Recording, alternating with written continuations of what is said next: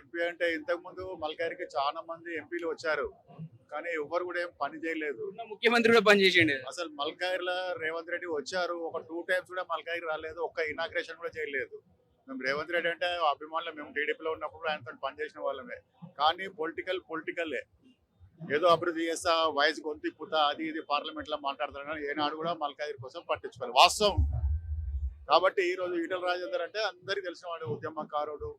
Even corona టైంలో దేశాన్ని రక్షించిండు, ప్రపంచానికే వ్యాక్సిన్ పంపించిన నరేంద్ర మోదీ. మనం ఈరోజు ఇంత కామ్గా ఇంత హాయిగా సుఖంగా ఉన్నామంటే వ్యాక్సిన్ తోనే ఇంతమంది ఉన్న జీవనాలతో బతికి ఉన్నాం మనము. రాష్ట్రంలోనేమో ఈటల రాజేందర్ గారు చేశారు అట్లా. నిండు అసెంబ్లీ సభలో ఎంఐఎం పార్టీ వాళ్ళు రాజేందర్ గారికి సుల్యూట్ చేశారు కరోనా టైంలో ఉన్నప్పుడు, నిండు శాసనసభలో. అంతకన్నా రుజువు ఏం కావాలి ఈటల రాజేందర్ గారి గెలుపు కోసం? అందరూ ఆ పార్టీ ఈ పార్టీ అని కాదు, అన్ని పార్టీలు కూడా రాజేందర్ వైపే మొగ్గు. ఏదో నామకేవాస అలా ఉనికిని కాపాడుకోనికి ప్రచారం చేస్తారు తప్ప, మిగతా కాంగ్రెస్ వాళ్ళు మాత్రం కలుస్తూ ఉంటారు కదా. కాంగ్రెస్ వాళ్ళు కూడా మీకే ఇస్తామన్నా, టీఆర్ఎస్ వాళ్ళు, టీఆర్ఎస్ అయితే ఎలక్షన్ తర్వాత క్లోజ్, అది దానికి ఏం లేదు.